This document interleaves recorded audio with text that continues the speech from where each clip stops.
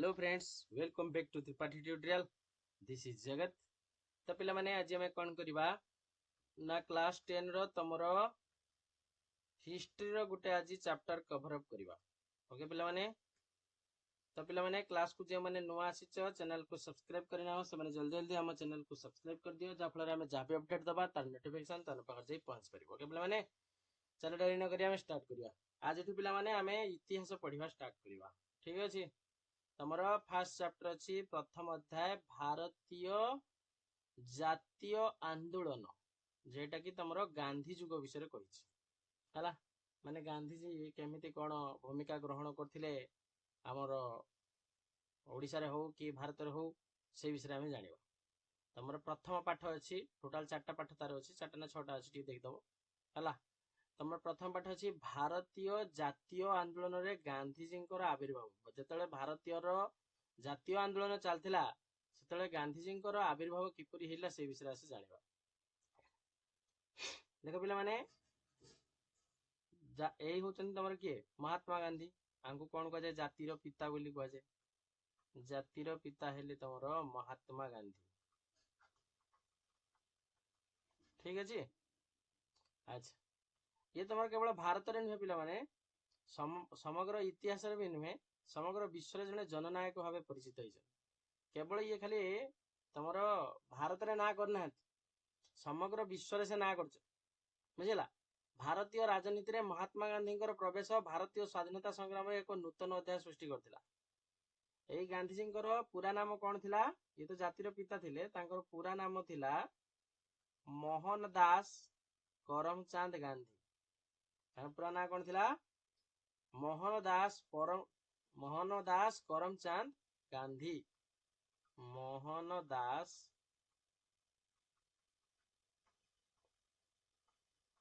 करमचंद गांधी हला। से तमर जन्म होइतिले केते मसिया रे?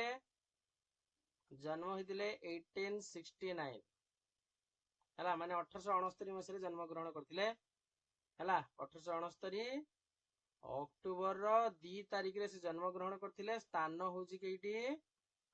स्थान होची पोरबंदर। पोरबंदर ए पोरबंदर टा केइटी? गुजरात रो।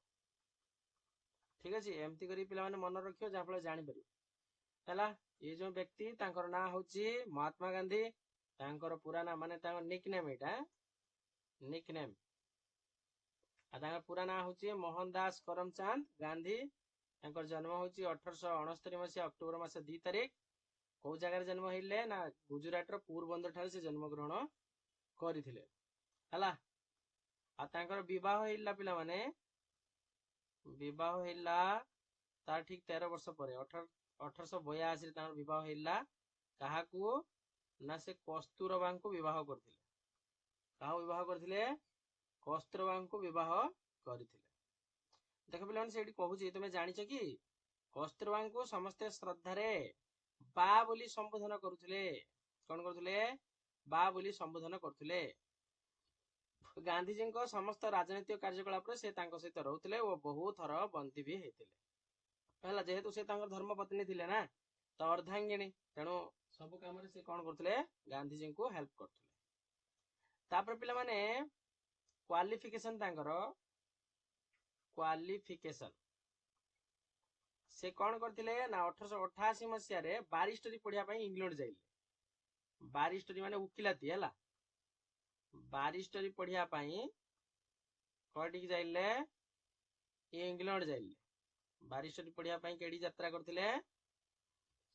इंग्लैंड यात्रा करथिले। केते मसिया रे? 1888 मसिया रे। ठीक अछि।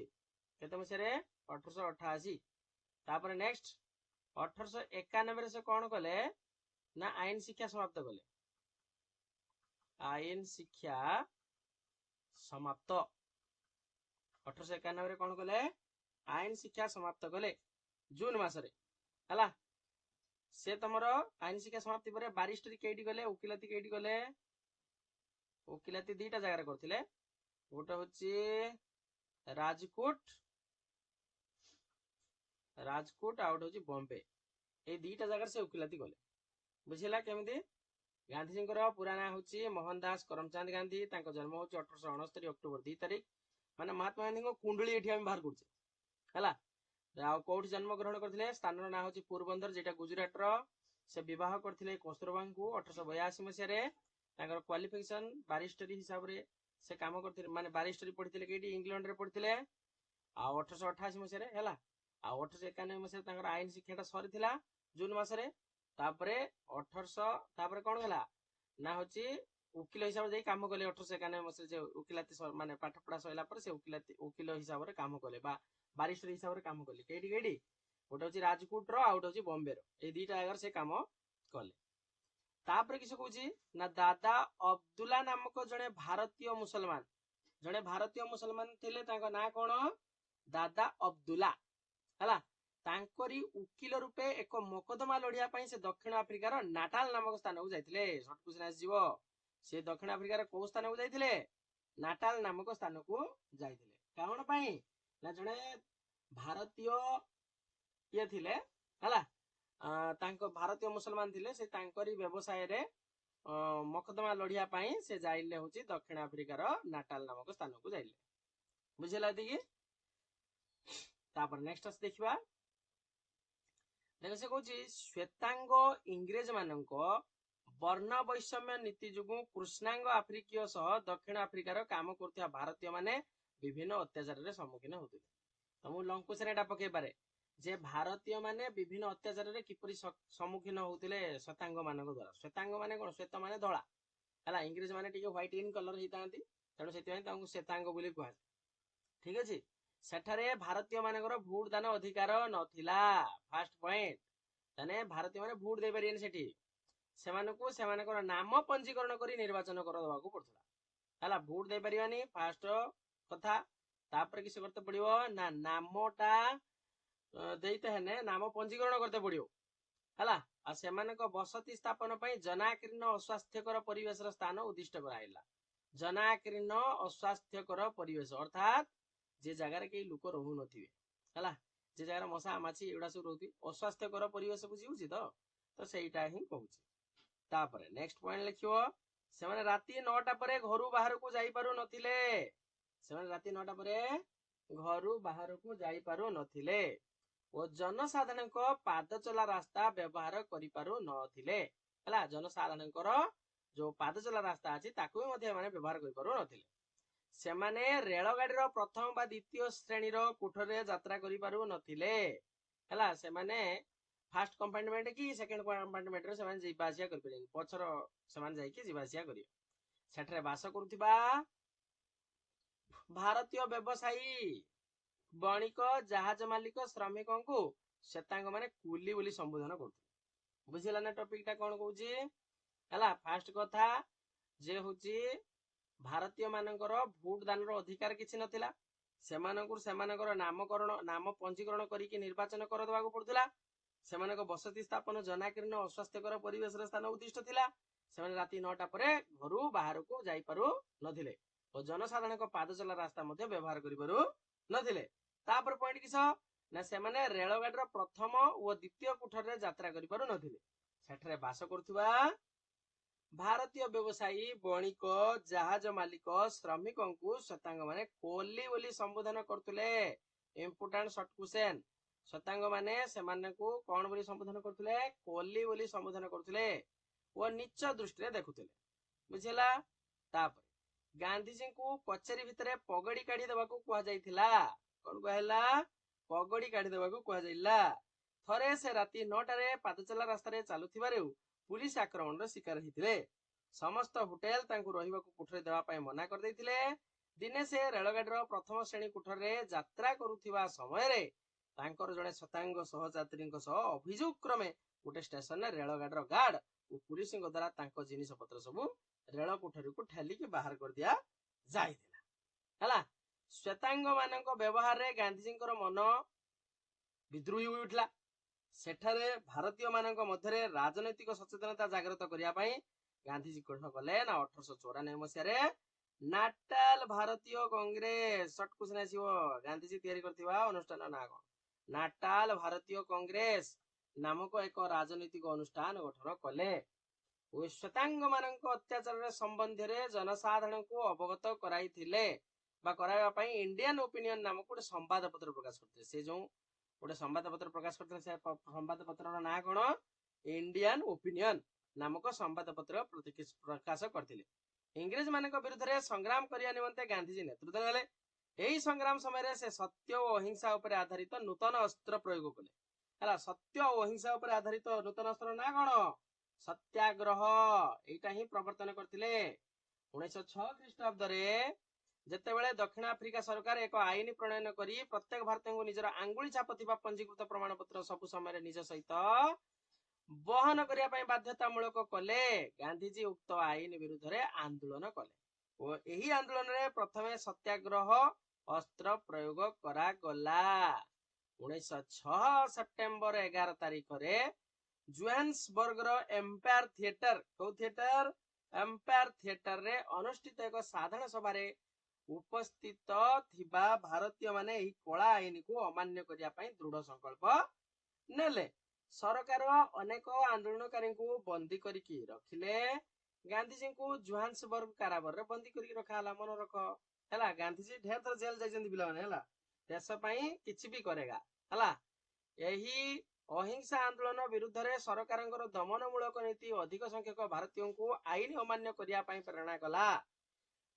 गांधीजी सत्याग्रह नीति सफल हैला। इतिमध्ये सरकारंक द्वारा भारतीय मानक उद्देश्य रे प्रणीत देशांतर गमन निषेध आईन विरुद्ध रे अनेक भारतीय 1908 ख्रीष्टाब्द रे नाटाल सीमा पार हेई ट्रांसवाल गमन कले ओ गिरफ हेले हैला। सेही वर्ष अक्टोबर रे गांधीजी को मध्ये बंदी करा गला।